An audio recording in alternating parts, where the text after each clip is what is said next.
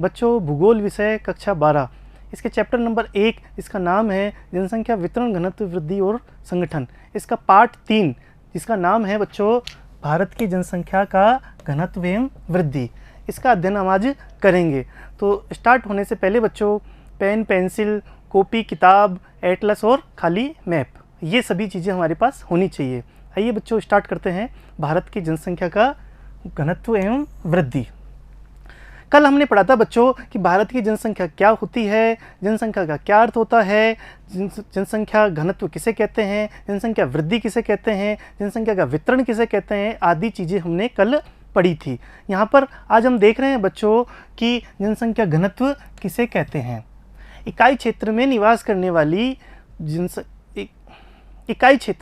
करने वाले व्यक्तियों की संख्या को जनसंख्या घनत्व कहते हैं। ये हमने कल भी पढ़ा था। यहाँ पर इसका फॉर्मूला होता है बच्चों जनसंख्या बटा क्षेत्रफल, अथवा इसका दूसरा फॉर्मूला ये भी हो सकता है बच्चों प्रति इकाई किलोमीटर स्क्वायर। प्रति किलोमीटर स्क्वायर में निवास करने वाली जनसंख्या को क्या कहते हैं, जनसंख्या घनत्व कहते हैं। ठीक है, इकाई किलोमीटर स्क्वायर। ठीक है बच्चों, ये क्या हो गया, क्षेत्रफल की यूनिट हो गई। इसमें कितनी जनसंख्या निवास करती है, यह है हम जनसंख्या घनत्व देख सकते हैं यहाँ पर। अब भारत का जनसंख्या घनत्व कितना है, 382 व्यक्ति प्रति वर्ग किलोमीटर भारत का जनसंख्या घनत्व है 2011 के डाटा के अनुसार। चूँकि हमने देखा था बच्चों 2011 के बाद अभी तक जनगणना नहीं हुई है, इसलिए भारत का जनगणना घनत्व कितना है, जनसंख्या घनत्व 382। न्यूनतम जनसंख्या घनत्व कौन से राज्य का है, अरुणाचल प्रदेश मात्र 17 है, और अधिकतम दिल्ली है 11,297 व्यक्ति प्रति वर्ग किलोमीटर। ठीक है, लेकिन यहाँ पर दिल्ली क्या है, केंद्र शासित प्रदेश है। यदि मैं बात करूँ राज्यों में तो बिहार राज्य का सर्वाधिक जनसंख्या घनत्व है 1102 व्यक्ति प्रति वर्ग किलोमीटर। इसके पश्चात नाम आता है पश्चिम बंगाल का 1029 व्यक्ति प्रति वर्ग किलोमीटर। तो भारत का जनसंख्या घनत्व कितना है बच्चों, 382। ये डाटा हमें याद भी करने हैं। और सबसे न्यूनतम किसका है, 17 अरुणाचल प्रदेश का, और सर्वाधिक राज्यों में किसका है, बिहार का 1102, और केंद्र शासित प्रदेश में 11,297 के साथ में दिल्ली का सर्वाधिक जनसंख्या घनत्व है। ठीक है बच्चों, ये डाटा हमें याद करना है। इसके बाद आगे देखते हैं बच्चों हम कि भारत की जनसंख्या का जो जनसंख्या घनत्व है, जनसंख्या घनत्व के अनुसार भारत के जो राज्य और केंद्र शासित प्रदेश हैं उनकी क्या स्थिति है। यहाँ पर हमने देखा बच्चों कि 5 भागों में हमने भारत के राज्य और केंद्र शासित प्रदेशों को विभक्त कर दिया है। पहला है 100 से कम, 100 व्यक्ति प्रति वर्ग किलोमीटर से कम जिन राज्यों में है, 100 से 300, 300 से 500, 500 से 1000 और 1000 से ज़्यादा। इस प्रकार से 5 कैटेगरी में हमने इस मानचित्र में भारत के राज्य और केंद्र शासित प्रदेशों को विभाजित किया गया है। देखने से पता चलता है बच्चों कि कुछ राज्य ऐसे हैं जैसे कि अरुणाचल प्रदेश, सिक्किम, जम्मू कश्मीर, लद्दाख और मिजोरम। ये राज्य ऐसे हैं बच्चों जहाँ पर 100 से कम जनसंख्या घनत्व है। इसके अलावा दूसरी तरफ देखते हैं ऐसे राज्य जहाँ 1000 से ज़्यादा जनसंख्या घनत्व पाया जाता है। इनमें है बिहार, पश्चिम बंगाल, ठीक है बच्चों, और दिल्ली। इन राज्यों और केंद्र शासित प्रदेशों में जनसंख्या का घनत्व 1000 से ज़्यादा है। इसके अलावा दूसरी तरफ देखते हैं 100 से 300 वाले देखते हैं तो हिमाचल प्रदेश, उत्तराखंड, राजस्थान, मध्य प्रदेश, छत्तीसगढ़, उड़ीसा, मेघालय, नागालैंड और मणिपुर। यहाँ इन राज्यों में जनसंख्या का घनत्व किस प्रकार से है, 100 से 300 है। 300 से 500 वाले राज्य कौन कौन से हैं बच्चों, देखते हैं असम, झारखंड, गुजरात, महाराष्ट्र, गोवा, कर्नाटक, तेलंगाना और आंध्र प्रदेश। इन राज्यों का जनसंख्या घनत्व किस प्रकार से है, 300 से 500। और 500 से 1000 के बीच में, 500 से 1000 है पंजाब, हरियाणा, उत्तर प्रदेश, तमिलनाडु और केरल। इन राज्यों का जनसंख्या घनत्व 500 से 1000। इस प्रकार से हमने इस मानचित्र में देखा बच्चों कि भारत के विभिन्न राज्य और केंद्र शासित प्रदेशों में जनसंख्या घनत्व किस प्रकार से है। इसे हम 5 कैटेगरी में बांटा, अलग अलग कैटेगरी के हिसाब से इनमें अलग अलग रंग भरे हुए हैं। और यहाँ इस मानचित्र को हमें अपने खाली मैप में बनाना है और अभ्यास करना है बच्चों। इसके बाद देखते हैं बच्चों कि 2 परिभाषाएं हमारे यहाँ पर कौन कौन सी परिभाषा है, इनका क्या अर्थ होता है बच्चों। पहला है कायिक घनत्व और दूसरा है कृषीय घनत्व। अब जनसंख्या यदि हमारे भारत में है तो इतनी जनसंख्या का यदि हम डाटा निकालें तो ये कितना कृषिगत क्षेत्र पर निर्भर है। अब यहाँ पर निवल कृषित क्षेत्र का अर्थ होता है बच्चों नेट एग्रीकल्चर एरिया, मतलब एग्रीकल्चर एरिया हमारे पास कितना है। तो यहाँ पर कायिक घनत्व है कुल जनसंख्या बटा निवल कृषित क्षेत्र। इससे हम क्या ज्ञात कर सकते हैं, कायिक घनत्व। दूसरा है कृषीय घनत्व, कुल कृषि जनसंख्या। यहाँ पर देखो अंतर नज़र आ रहा है हमें, यहाँ पर कुल जनसंख्या है और यहाँ पर कुल कृषि जनसंख्या है, बटे में निवल कृषि क्षेत्र। तो नीचे यहाँ बटे में तो दोनों चीज़ें सेम है, नेट एग्रीकल्चर एरिया, लेकिन ऊपर दोनों में अंतर है। इसी के आधार पर इन दोनों की इकाई घनत्व क्या हो गया कि इकाई क्षेत्र में, इकाई निवल कृषि क्षेत्र में निवास करने वाली कुल जनसंख्या को क्या कहते हैं, कायिक घनत्व कहते हैं। इसी प्रकार से कृषीय घनत्व में क्या हो गया, इकाई निवल कृषि क्षेत्र में निवास करने वाली कुल कृषि जनसंख्या को कृषीय घनत्व कहते हैं। ठीक है बच्चों। अब एक चीज़ और यहाँ पर कि कुल कृषि जनसंख्या का क्या अर्थ होता है। ठीक है बच्चों, कुल जनसंख्या तो हम जानते ही हैं, किसी क्षेत्र की कुल जनसंख्या, निवल कृषि क्षेत्र, नेट एग्रीकल्चर एरिया। ठीक है बच्चों, यहाँ पर कुल कृषि जनसंख्या का क्या अर्थ होता है, कुल कृषि जनसंख्या का अर्थ होता है कि वहाँ पर कितने कृषक हैं और उन कृषि क्षेत्रों में काम करने वाले कितने मजदूर हैं, कृषि क्षेत्रों में काम करने वाले। ठीक है बच्चों, और उनके परिवार वाले, इन सबको क्या कहते हैं, कुल कृषि जनसंख्या कहते हैं। तो इसके द्वारा हम दो प्रकार के ये चीज़ें निकाल सकते हैं और इनको कायिक घनत्व और कृषीय घनत्व के आधार पर हम देख सकते हैं कि हमारे पास कितना एग्रीकल्चर एरिया है और वहाँ पर कितने लोग रहते हैं और उस पर कितने लोग कृषक या मजदूर या उनके परिवार वाले हैं। ठीक है बच्चों, इस डाटा को हमारे यहाँ पर यूज़ में लिया जाता है।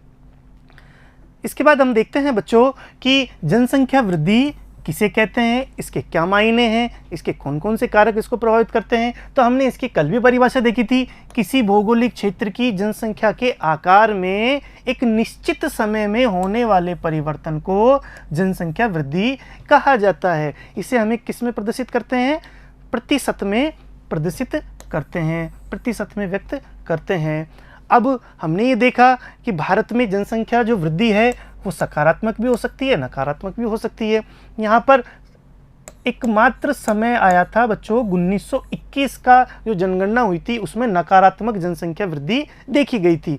उसके पहले और उसके पश्चात समस्त जनसंख्या जो जनगणना हुई थी उसके अंतर्गत देखा गया था कि कैसी हुई थी, सकारात्मक जनसंख्या वृद्धि देखी गई थी। ठीक है बच्चों, अब भारत की जनसंख्या वृद्धि जो 2011 के डाटा के अनुसार 1.64% थी। ठीक है बच्चों, 2011 के डाटा के अनुसार भारत की वार्षिक वृद्धि जो दर थी वो 1.64 थी। क्योंकि भारत में हर साल तो जनसंख्या की जनगणना होती नहीं है, इसलिए हमारे कब होती है, दशक में होती है।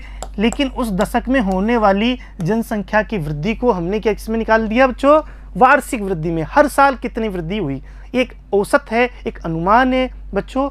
इसका क्या है डाटा, 1.64%। ठीक है बच्चों, इसे हमें याद करना है। क्वेश्चन भी आते हैं छोटे कि भारत की जनसंख्या वृद्धि कितनी है, तो हमें इसमें लिखना है 1.64 2011 के डाटा के अनुसार। ठीक है बच्चों, एक और नई बातें हम सीखने को मिलेगी कि वृद्धि कैसी है, प्राकृतिक रूप से हो सकती है या कृत्रिम रूप से हो सकती है। जनसंख्या में वृद्धि प्राकृतिक भी हो सकती है, कृत्रिम भी हो सकती है। दो प्रकार की वृद्धि जनसंख्या में हो सकती है। ठीक है बच्चों, अब प्राकृतिक जनसंख्या वृद्धि और कृत्रिम जनसंख्या वृद्धि, प्राकृतिक का क्या अर्थ है, प्राकृतिक का अर्थ है बच्चों कि जन्म लेना और मृत्यु को प्राप्त करना। जन्म और मृत्यु ये दो प्रकार की जनसंख्या में वृद्धि प्राकृतिक रूप से हो सकती है। वहीं दूसरी ओर कृत्रिम जनसंख्या वृद्धि में देखें तो आप्रवास और उत्प्रवास। आप्रवास का अर्थ होता है बच्चों किसी क्षेत्र में आना, ठीक है, और उत्प्रवास का अर्थ होता है बच्चों किसी क्षेत्र से जाना। यदि मैं बात करूं उदाहरण के द्वारा, यदि मैं जोधपुर से बीकानेर जा रहा हूं, स्थायी रूप से प्रवास कर रहा हूं जोधपुर से बीकानेर, मैं उदाहरण के द्वारा बता देता हूं बच्चों यहाँ पर आप्रवास और उत्प्रवास को। यदि मैं जोधपुर से बीकानेर स्थायी रूप से रहने के लिए जा रहा हूं, प्रवास कर रहा हूं, तो जोधपुर में तो मेरा क्या होगा बच्चों, उत्प्रवास होगा। ठीक है, और बीकानेर में आप्रवास होगा। यहां पर समझने वाली बात क्या है कि उत्प्रवास जहां से जा रहे हैं, यदि हम यहां पर उदाहरण में देखें जोधपुर से जा रहे हैं तो यहां क्या होगा, उत्प्रवास, और बीकानेर में जा रहे हैं तो क्या होगा, आप्रवास। यह क्या है, कृत्रिम वृद्धि होती है। ठीक है बच्चों, तो यहाँ पर हमने वृद्धि को दो भागों में बांटा, प्राकृतिक वृद्धि और कृत्रिम वृद्धि। प्राकृतिक को दो भागों में बांटा, जन्म और मृत्यु। यदि जन्म ज़्यादा हो रहे हैं तो प्राकृतिक वृद्धि सकारात्मक रूप से ज़्यादा होगी, मृत्यु ज़्यादा हो रही है तो प्राकृतिक वृद्धि कैसी होगी, नकारात्मक रूप से वृद्धि होगी। ठीक है, तो हम सब जानते हैं कि यदि मृत्यु होगी तो वृद्धि क्या होगी, नकारात्मक होगी, जनसंख्या में कमी आएगी। यदि जन्म ज़्यादा होंगे तो जनसंख्या में क्या होगी, सकारात्मक वृद्धि होगी। ठीक है बच्चों, इसी प्रकार से आप्रवास में क्या होता है, आप्रवास में सकारात्मक वृद्धि होती है। कोई व्यक्ति बाहर से यदि हमारे क्षेत्र में होगा तो हमारे यहाँ पर सकारात्मक वृद्धि होगी, यदि हमारे क्षेत्र से बाहर के क्षेत्र में गया तो हमारे यहाँ पर क्या होगा, नकारात्मक वृद्धि होगी। इस प्रकार से वृद्धि को हमने यहाँ पर बांटा है बच्चों। ठीक है, अब एक मैप है भारत का, इसके अंतर्गत देख रहे हैं कि डिकेडल ग्रोथ किस प्रकार से हो रही है। डिकेडल ग्रोथ मतलब बोले क्या होता है बच्चों, दशकीय वृद्धि। भारत में किस प्रकार से दशकीय वृद्धि हो रही है 2001 से 2011 के मध्य। हमने परिभाषा के अंदर भी पढ़ा था बच्चों कि कौन कौन सी चीज़ें होती है, कि एक तो क्षेत्र हो सकता है, ठीक है बच्चों, एक समय, जनसंख्या का आकार और उसमें परिवर्तन। ठीक है, किसी निश्चित क्षेत्र में अब निश्चित क्षेत्र क्या हो गया, यहाँ पर भारत है। ठीक है बच्चों, जनसंख्या के आकार में, जनसंख्या के आकार जो पहले था 2001 में था और 2011 में जो हो गया, निश्चित समय अंतराल में, समय अंतराल हमने बताया। ठीक है, 2001 से 2011 10 वर्ष का समय अंतराल हमने यहाँ पर देख रहे हैं। ठीक है बच्चों, और उसमें क्या है, परिवर्तन। परिवर्तन किस प्रकार का, सकारात्मक भी हो सकता है, नकारात्मक भी हो सकता है, जो हम इसमें देखेंगे। इससे क्या कहेंगे, जनसंख्या वृद्धि कहेंगे। यहाँ पर हमने भारत के विभिन्न राज्य और केंद्र शासित प्रदेशों को 4 भागों में बांटा है बच्चों, कि जिनकी 10% से कम जनसंख्या वृद्धि है, दशकीय वृद्धि थी, जिनकी 10 से 20, जिनकी 20 से 30 और जिनकी 30 से अधिक। इस मैप के द्वारा स्पष्ट रूप से पता चल रहा है बच्चों कि कुछ राज्य ऐसे हैं जहाँ पर 10% से भी कम जनसंख्या वृद्धि है, कैसी, दशकीय जनसंख्या वृद्धि 10% से भी कैसी है, और कुछ राज्यों की 30% से भी अधिक है। ठीक है बच्चों, यहाँ पर देखने से स्पष्ट रूप से पता चलता है कि केरल राज्य, नागालैंड, ठीक है बच्चों, इन राज्यों की दशकीय वृद्धि कैसी थी, 10% से भी कम थी। यहाँ पर गोवा भी शामिल है बच्चों। ठीक है, इसके अलावा यदि हम बात करें बच्चों तो यहाँ पर असम है, पश्चिम बंगाल है, उड़ीसा है, आंध्र प्रदेश, कर्नाटक, तमिलनाडु, महाराष्ट्र, गुजरात आदि राज्यों की जनसंख्या वृद्धि 10 से 20 थी। इसके बाद बात करें राजस्थान, उत्तर प्रदेश, जम्मू कश्मीर, मध्य प्रदेश, छत्तीसगढ़, झारखंड, बिहार, अरुणाचल प्रदेश, मेघालय, मिजोरम, इनकी जनसंख्या वृद्धि कैसी थी, 20 से 30% थी। तो यहाँ पर देखने से स्पष्ट रूप से पता चल रहा है बच्चों कि विभिन्न राज्य और केंद्र शासित प्रदेशों में दशकीय वृद्धि 2001 से 2011 के मध्य किस प्रकार की थी। इसके बाद हम बात करते हैं बच्चों कि भारत की जनसंख्या वृद्धि को हमने कितने भागों में बांटा है, 4 भागों में बांटा है। ठीक है, 4 भागों में भारत की जनसंख्या वृद्धि को बांटा है। पहला भाग है 1881 से 1921, रुद्र प्रावस्था का काल। यहाँ पर इस समय जनसंख्या वृद्धि कैसी थी, रुद्ध थी, कम थी। ठीक है बच्चों, दूसरा है 1921 से 1951, स्थिर प्रावस्था का काल। ठीक है, यहाँ पर जनसंख्या वृद्धि स्थिर थी, लगभग कम वृद्धि हो रही थी, कम हो रही थी। ठीक है बच्चों, तीसरा है विस्फोट की अवधि का काल 1951 से 1981, ये है बहुत इंपॉर्टेंट कालखंड था भारत के लिए। और चौथा है घटते प्रजनन दर का काल 1981 से वर्तमान समय तक। तो इन कालखंडों को 4 भागों में बांटा हमने। इसमें एक चीज़ देखने वाली बात है बच्चों कि 1921 में, पहले भी मैंने बताया, 1921 का जो कालखंड था, जो समय था, उसमें जो जनगणना हुई थी वहाँ पर हमने नकारात्मक जनसंख्या वृद्धि देखी थी, यानी कि पहले की अपेक्षा जनसंख्या कम हुई थी, जनसंख्या में गिरावट आई थी। ठीक है बच्चों, तो इसको 4 भागों में बांटा। कौन कौन से भागों की कौन कौन सी विशेषताएं थी, आइए देखते हैं। इससे पहले हम क्या करते हैं, एक चित्र के द्वारा ये देख सकते हैं बच्चों कि किस प्रकार से जन्म दर मृत्यु दर में चेंजेज आए और जनसंख्या का किस प्रकार से ग्रोथ हुआ। यहाँ पर इसमें देख सकते हैं कि 1881 में ये जो सफ़ेद रंग की जो रेखा जा रही है ये मृत्यु दर को दिखा रही है, लाल रंग की जो रेखा जा रही है ये जन्म दर को दिखा रही है, और एक जननांक की विभाजक रेखा 1921 में ये है दिख रही है। ठीक है बच्चों, तो यहाँ पर हम देख रहे हैं कि मृत्यु दर लगातार रूप से पहले उच्च थी।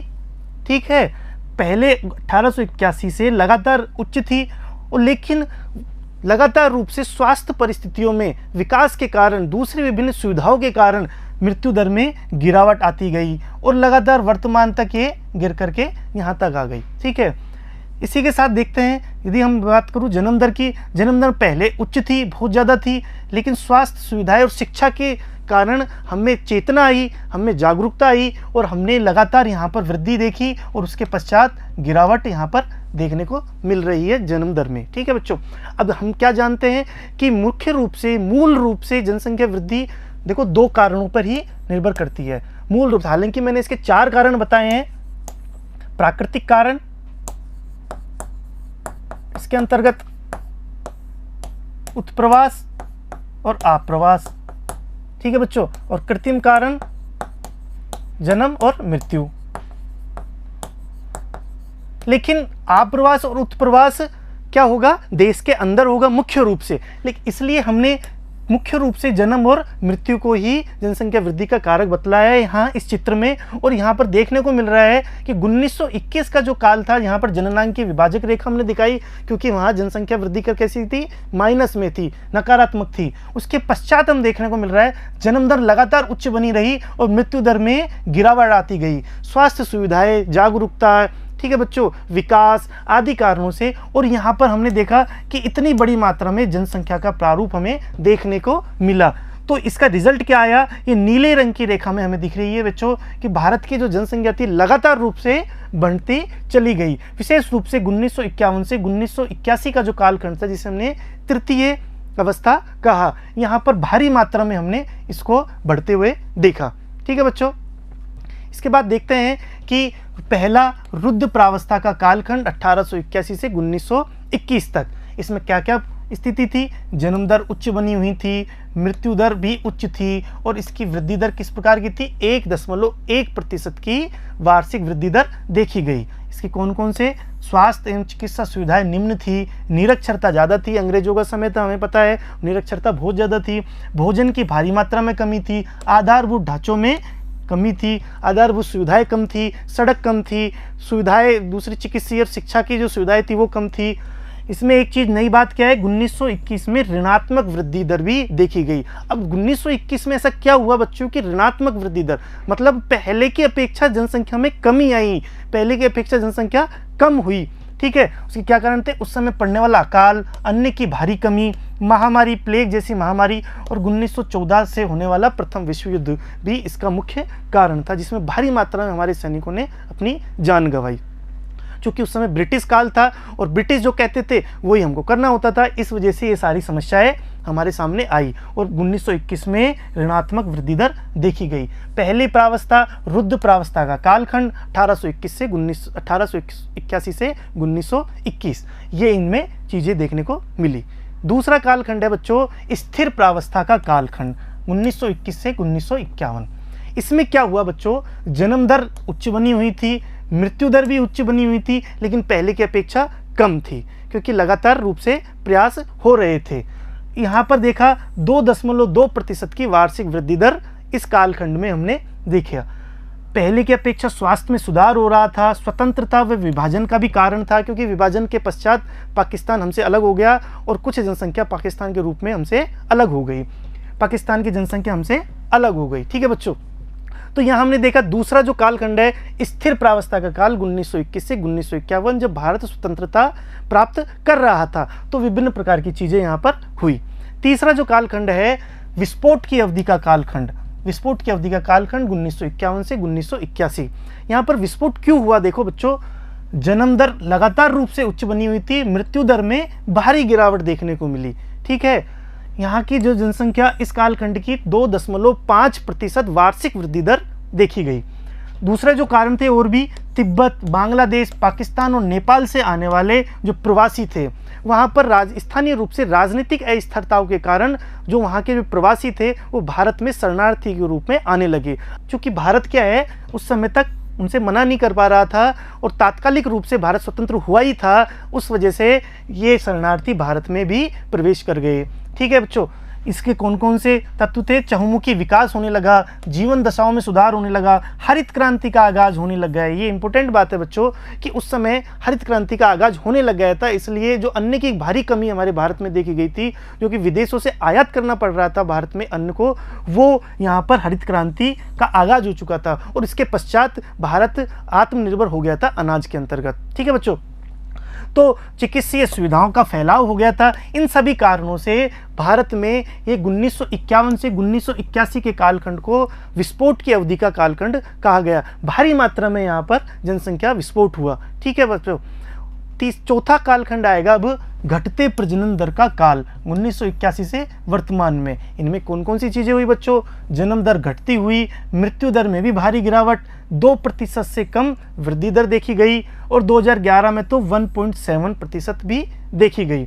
कौन कौन सी बातें हुई यहाँ पर? विकास हुआ, खाद्यान्नों में आत्मनिर्भर होने लग गए हम, पोषण में आवश्यकताओं की पूर्ति होने लग गई और 1991 में होने वाले आर्थिक सुधारों का असर भी इन पर देखा गया। इस प्रकार की चीज़ें हमारे भारत में हुई। तो इसमें क्या हुआ? प्रजनन दर क्या है, पहले से कम होने लगा, लेकिन जनसंख्या जो पहले बढ़ चुकी थी, हमने देखा तीसरा जो कालखंड था हमारा, उसमें जनसंख्या पहले बढ़ चुकी थी, उस कारण से लगातार रूप से यहाँ पर भी जनसंख्या में वृद्धि देखी गई। ठीक है बच्चों, तो 4 कालखंडों में हमने बांटा भारत की जनसंख्या की वृद्धि दर को। ठीक है, इसके बाद देखते हैं कि किशोर जनसंख्या। किशोर जनसंख्या क्या होती है, उसके क्या मायने हैं, इसके नकारात्मक और सकारात्मक पहलू कौन कौन से हैं?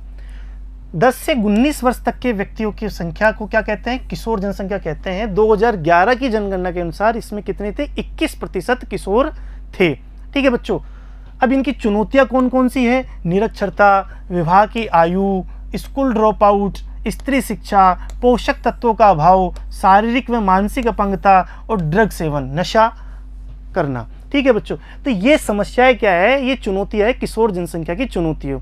अब हमें करना क्या है बच्चों, चूंकि हमारे यहाँ भारत का ये क्या है, भविष्य है, ये किशोर क्या है, भारत के भविष्य है, आगे चल करके यही भारत की जनसंख्या और उसके विकास में मुख्य योगदान देंगे। तो हमें इनका क्या करना है, विकास करना है। तो विकास कैसे करेंगे? इन मानव को, जो ये जनसंख्या कैसी है, किशोर जनसंख्या, इनको मानव को मानव संसाधन में तब्दील करके, ये हम पहले भी पढ़ चुके हैं बच्चों। अब कैसे हो गए मानव को मानव संसाधन में, हम सब जानते हैं, तो ज्ञान और कौशल दे करके। अब ज्ञान कौशल कौन देगा? ज्ञान कौशल देने की जिम्मेदारी समाज और सरकार की होती है बच्चों। तो समाज और सरकार इसमें लगातार रूप से प्रयास कर रहे हैं विभिन्न कौशल विकास परियोजनाओं के तहत। जैसे कि हमने देखा कौशल विकास उद्यमिता के लिए की नीति बनी 2015 में और राष्ट्रीय युवा नीति बनी 2014 में। ठीक है, तो इन नीतियों के द्वारा, विभिन्न प्रकार के प्रयासों के द्वारा, ठीक है बच्चों, कौशल विकास के जो कार्यक्रम किए जाते हैं उनके द्वारा हमें क्या करना है, मानव को मानव संसाधन में तब्दील करना है। और मानव संसाधन में यदि तब्दील हो गई किशोर, तो ये समस्या और ये चुनौतियां ना होकर के क्या होगा, भारत का विकास कर पाएंगे ये जनसंख्या। ठीक है बच्चों, तो हमें क्या करना है, किशोर जनसंख्या के चुनौतियों को दूर करना होगा। इस प्रकार से आज बच्चों हमने पढ़ा भारत की जनसंख्या वृद्धि किसे कहते हैं, जनसंख्या वृद्धि कितने प्रकार की होती है, इसको कितने भागों में बांटा, 4 भागों में हमने इसको बांटा। ठीक है बच्चों, किशोर जनसंख्या की क्या क्या चुनौतियां हैं आदि, बाकी का पढ़ेंगे हम अगली कक्षा में। धन्यवाद बच्चों।